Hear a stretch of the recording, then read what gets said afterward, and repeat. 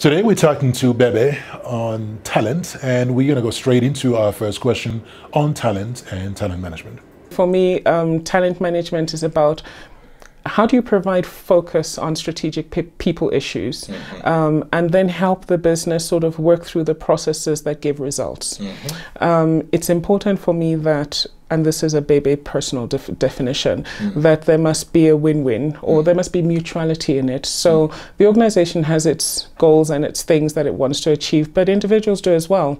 And when we can find that sort of middling point, or if you like, that joint, then I think that's when talent management does what it's meant to do.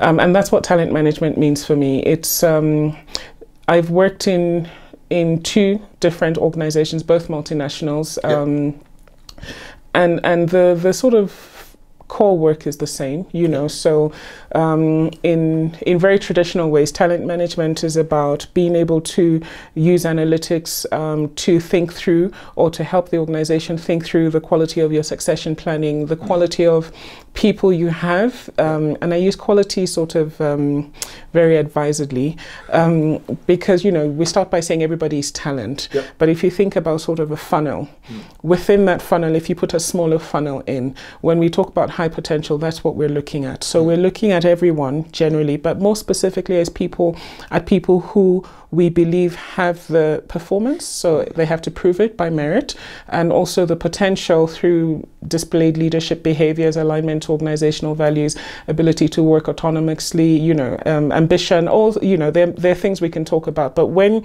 people show those two things, we start talking about them as high potential talent. Right. And what talent management processes do is help the organization, again in a very focused way, to identify who those people are, and then to very systematically take them through a program that makes them more likely to get there.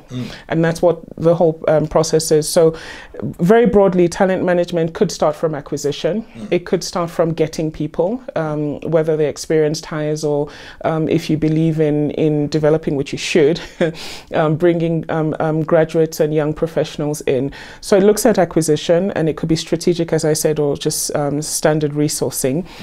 It then looks at development and management. And so if you think through in a traditional HR organization, you would have your sort of recruitment team being involved in a sense in talent. You would have your learning solutions team being involved in talent.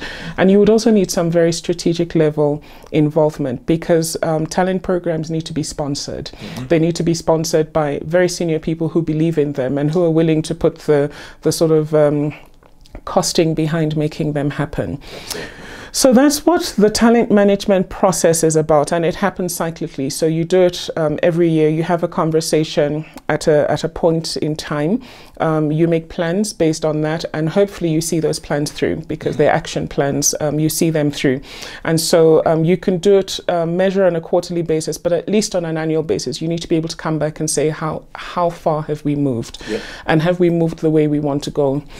Because linked with talent management is succession planning. So we've developed these people, we think they have potential, and again, succession planning will look both at the broad funnel and the narrow funnel, because sometimes you'll have people who may not be your super high potential next generation star leader, but they're solid, you know, solid, and giving you delivery, and they'll be good for succession. So that's what traditional talent management is about.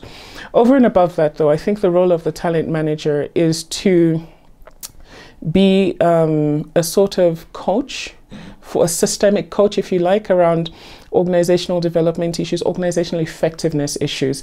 So being able to read the system is important. Being able to look at the system and say, okay, what are the things that are helping or hindering our, you know, our focus on strategic people capabilities, and where those things, because that's the other thing talent does, where those things are about leadership capability, it's being very clear about, so how do we support a shift?